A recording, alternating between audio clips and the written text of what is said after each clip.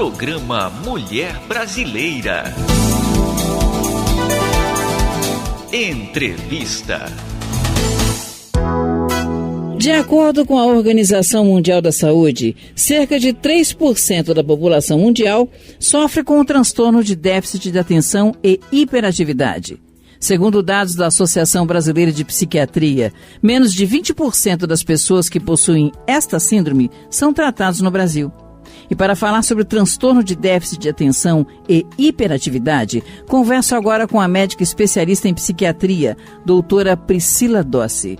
Bom dia, seja bem-vinda à Rádio Rio de Janeiro e ao programa Mulher Brasileira, tudo bom?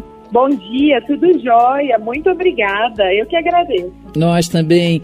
Doutora Priscila, o que é o transtorno de déficit de atenção e hiperatividade? Então, o TDAH, como ele é mais conhecido, né? Ele faz parte dos transtornos do neurodesenvolvimento e transtornos disruptivos, né? A gente diz que normalmente ele pode ser assim, ou mais predominante a questão da hiperatividade, aquela criança muito agitada, aquela criança que não consegue ficar quieta, não para na escola, às vezes em casa não para nem para comer, né? Tá sempre se machucando. Ou a criança ter a desatenção, então aquela criança distraída na escola, passa um mosquito, já perdeu o fio da meada, o professor está apagando o quadro, a criança está começando a copiar, né? Ou a gente também tem o transtorno casado, né? Que é o transtorno misto, que é o transtorno quando ele tem essas duas questões, tanto a hiperatividade quanto a desatenção. Sim.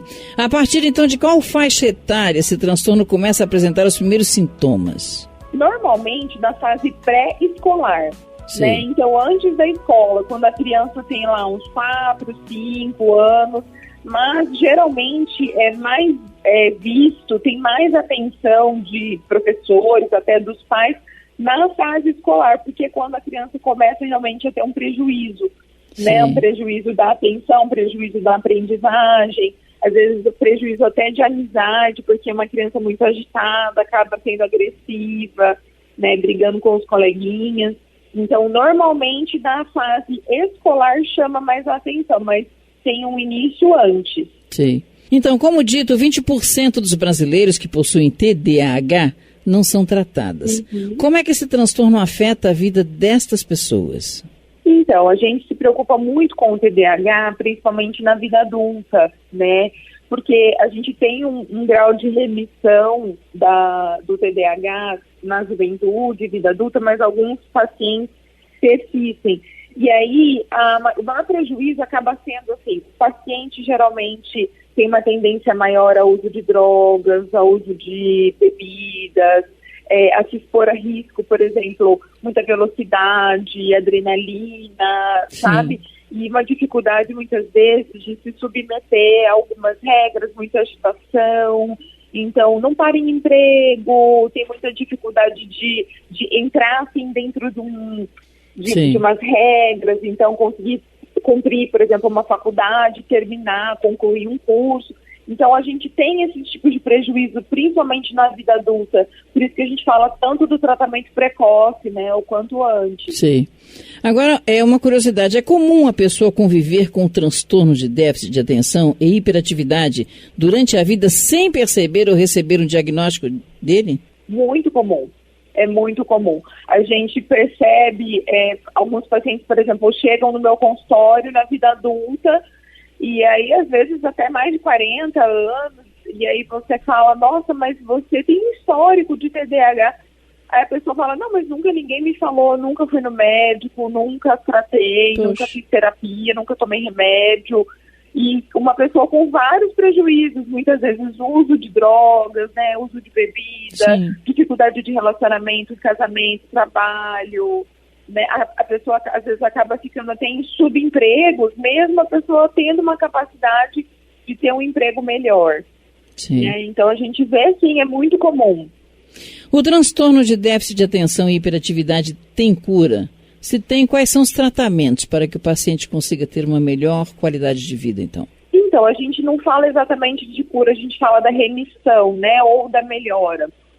ele tem sim o tratamento, pode ser com medicações. O ideal, quando é um grau um pouco mais, digamos assim, avançado, que a criança não consegue ficar só com a terapia, a gente indica medicação. Normalmente os psicoestimulantes são a primeira opção, né? Por exemplo, a famosa Ritalina, né? O Concerta, enfim. E as terapias também são muito importantes. Muitas vezes precisa de terapia com psicopedagogo para poder ter uma orientação de estudo, de organização, horários, né? A criança conseguir ter essa montagem de horários mesmo, de organizar para conseguir estudar. E terapia mesmo, né? A gente indica bastante a terapia cognitivo-comportamental ou outras terapias comportamentais, né? A gente também tem a terapia de reversão de hábitos, não é tão comum, mas é muito boa. E, na verdade, assim, a criança recebendo atenção psicoterápica ou do médico, né, psiquiatra, tendo em consultas presenciais ou consultas online também, que hoje em dia estão disponíveis, né? Isso já é, no geral, um grande passo para a criança, né? A criança ter essa atenção e começar um tratamento, e aí, assim, ir se adequando conforme a necessidade, sendo medicação, sendo outras terapias associadas. Esse é o ideal. O ideal é o quanto antes. A senhora está falando em terapias, por exemplo. Eu gostaria de saber também se há uma frequência maior desse transtorno em homens ou mulheres, meninos ou meninas, e se essa questão da terapia, indicação da terapia, ela é feita. Mas há resistência para a terapia? Porque houve um tempo em que as pessoas tinham uma resistência, até psicóloga, psiquiatra também. Isso ainda existe, ainda é real? Existe muita resistência mesmo.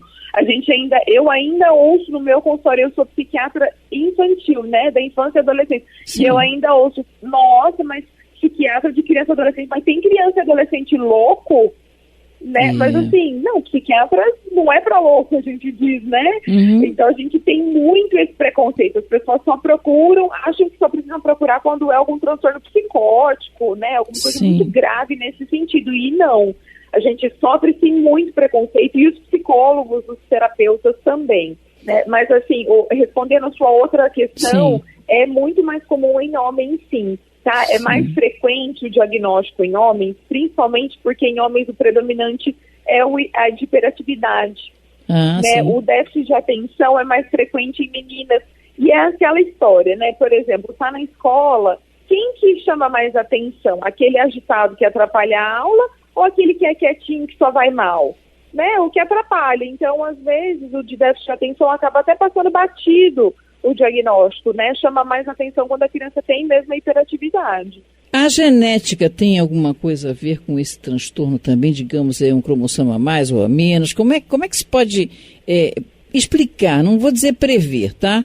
Como é que você percebe na infância, mas tem algo que você diga assim, quimicamente falando, digamos assim, ou na genética, não, esse tem uma tendência a ou não, isso não existe? Existe, com toda certeza.